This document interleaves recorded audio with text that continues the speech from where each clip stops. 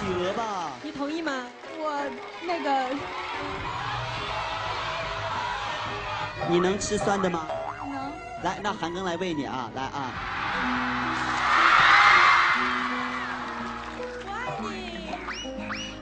我爱你。酸吗？有糊吗？后面。好温馨。小朋友，告诉所有的人，好人有好报。为了尊重大家，我也抿一下，好吧？你看，娜娜抿一下。好吃的。哎，其实我都好想吃啊。其实我们很希望韩庚这个重新出发。作为好朋友，我们今天有一个交心会。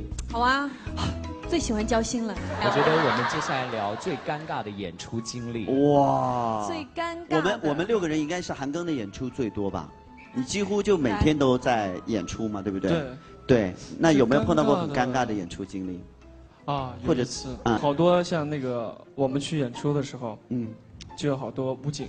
布景啊，对。武警吗？啊，武警帮你去。武警什么布警？武警那个是啊 ，nice。他去保护你。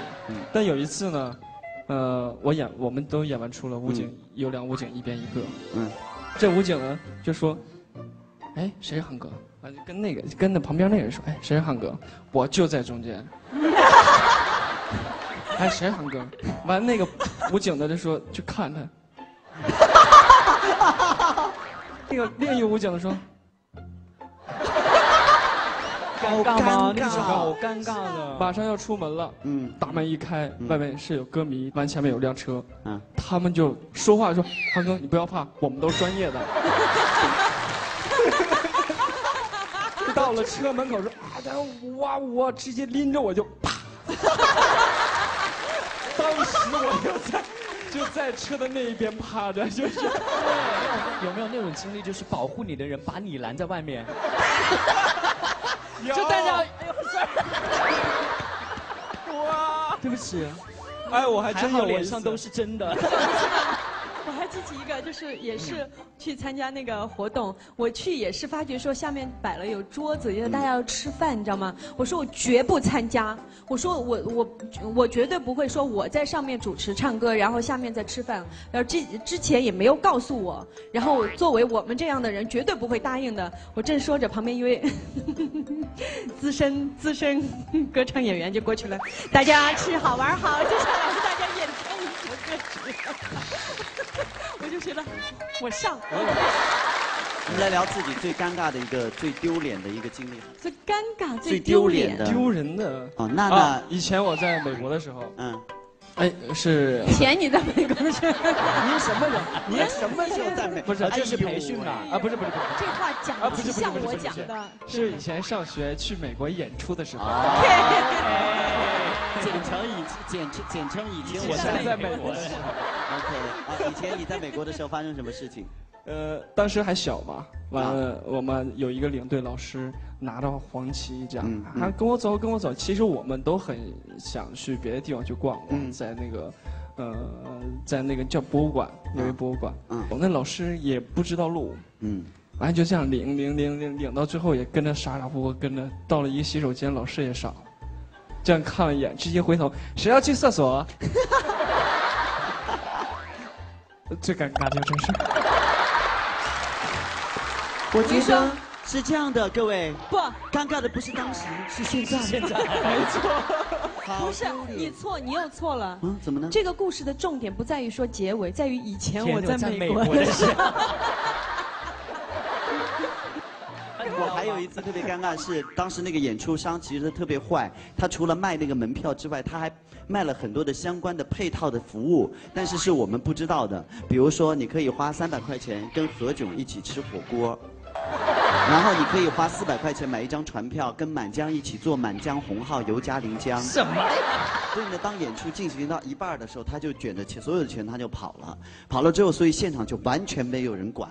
然后呢，当天压轴的是郑伊健，然后我是主持人，所以我也要最后走。所以最后那个化妆间里面、休息室里面就只剩下我和郑伊健，然后没有任何的工作人员，也没有车接我们走。所以就是我们所有人特别尴尬，就被整个体育馆被所有的几万人包围了。然后呢，大家也里不肯走，就要见我们。最后还是2个好心的保安，他们就是帮我们就是联络一个车，一个面包车。然后呢，就是那2个保安是先后这么把我和郑伊健送出去的。就抱着我啊，然后先送我，然后送郑伊健，就抱着我，然后往外走。走的时候，那2个保安是这么走，这样用屁股把人群拱开。然后呢，我就是这样在里面这样，然后一路被戳，一路被摸，然后送到那个车上。我和郑伊健2个人被送到那个车上，就是那个司机说：“好，看好了，我们准备走了。”瞬间那个车被所有的民众抬起来了，一个中巴车被抬起来了。当时我就哭了，是真的哭了。因为我觉得有可能要死在那儿，特别可怜。我想起我一次就是非常非常尴尬的，就是一个什么花的什么节日吧，然后也是大的演唱会，结束以后我就出来，那个演唱会还有王力宏啊很多，然后我出来的时候，那个车就是本来是应该我的车，可能是谁冲到前面就先坐上了，坐上我冲出去的时候就看见车已经走了，你知道吗？我就想惨了，因为全部是人，外面全部是人，然后我说怎么办？我说前面还有一个车，我们几个人就往前冲。然后路上先是我弟弟，他不是拿着手机吗？手上你们在哪里？在哪里？那边人都抓手机抓跑了，他就爬到人群当中又把手机抓回来，然后我们又继续往前走。因为那天我戴的是一个就是这样齐刘海的一个假发，然后这儿戴了一朵花，然后跑着，啪，假发抓走。抓走我假发那个人是因为他失重了，他想抓个东西，然后是他跌倒的时候带走了你的假发，整个一个人趴到地上，然后所有人踩着他脚，然后我们又冲过去把那个人给抓起来，然后又往前跑，死在那儿，真的在那儿。韩刚，你有没有听过？你的传闻也非常多，有的没的，太多了，太多了。什么？你觉得最不可思议的？我觉得不可思议就是我的那个妹妹。你的哪个妹妹？我不知道，他说有一个富二代，一个妹妹要说把这钱要给我领回家，叫什么表妹啊？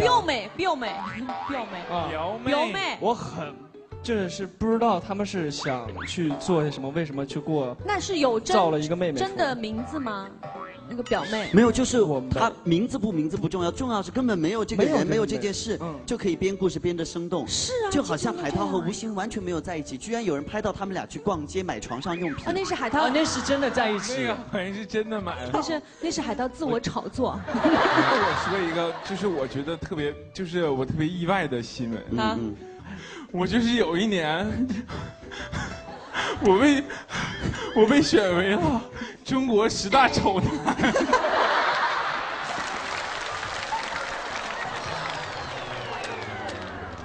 哎，你知道像我好难过啊。但我觉得这个不要笑，有点同情心。但我觉得这个同情心，我心里特别难过，哭了。真的，我没有想到。